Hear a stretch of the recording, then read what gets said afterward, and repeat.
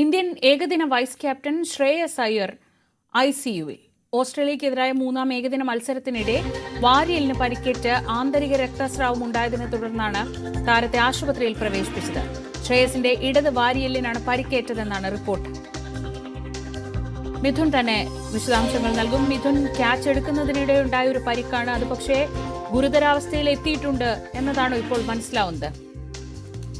ശ്രീജ, വളരെ ഗുരുതരാവസ്ഥയിലാണ് താരമുള്ളത് എന്നുള്ളതാണ് BCCI ഔദ്യോഗികമായി അറിയിക്കുന്നത്.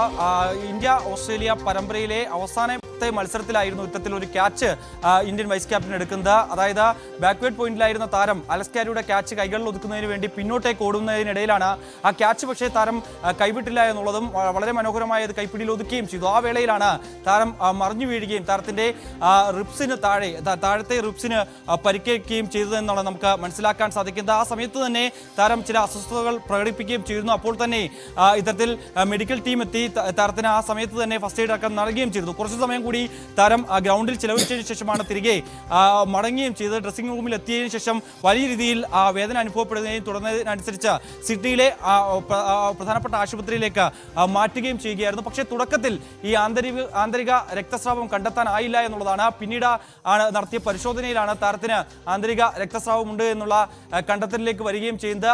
വളരെ ഗുരുതരമായിട്ടുള്ള ജീവൻ പോലും നഷ്ടപ്പെടാൻ പോകുന്ന തരത്തിലേക്കുള്ള ഒരു വലിയ പരിക്കായിരുന്നു താരത്തിന് സംഭവിച്ചതെന്നാണ് BCCI അറിയിച്ചിരിക്കുന്നത്. ഉടൻ തന്നെ ആശുപത്രിയിൽ എത്തിച്ചതുകൊണ്ട് വലിയ അപകടം ഉണ്ടായില്ല എന്ന് തന്നെയാണ് അവർ പറയുകയും ചെയ്യുന്നത്. അതിൽ നിലവിൽ കഴിഞ്ഞ 3 ദിവസമായി താരം ICUവിൽ തുടരുകയാണ്. ഇനിയും ഒരാഴ്ച കൂടി ഈ നിരീക്ഷണം തുടരുമെന്നുള്ളതാണ്. വളരെ വിദഗ്ധരായിട്ടുള്ള ഡോക്ടർമാരുടെ സംഘമാണ് താരത്തെ പരിശോധിക്കുകയും ചെയ്യുന്നത്. എന്തായാലും 2 മാസത്തോളം വിശ്രമം താരത്തിന് വേണ്ടിവരുമെന്നുള്ളതാണ് ഇപ്പോൾ BCCI നൽകുന്ന വിവരം. എന്തായാലും അടുത്തെങ്ങും താരത്തിന് വീണ്ടും ഈ പരിക്ക് ഭേദമായി കളിക്കളത്തിലേക്ക് എത്താൻ സാധിക്കാത്ത വളരെ ദുഃഖകരമായിട്ടുള്ള വാർത്തകളാണ് സിഡ്നിയിൽ നിന്ന് പുറത്തു വരുന്നത്. ശ്രേയസ് അയ്യർ ICUവിൽ എന്ന വാർത്തകളാണ് പുറത്തുവരുന്നത്. മിഥുനാണ് വിവരങ്ങൾ നൽകിയത്.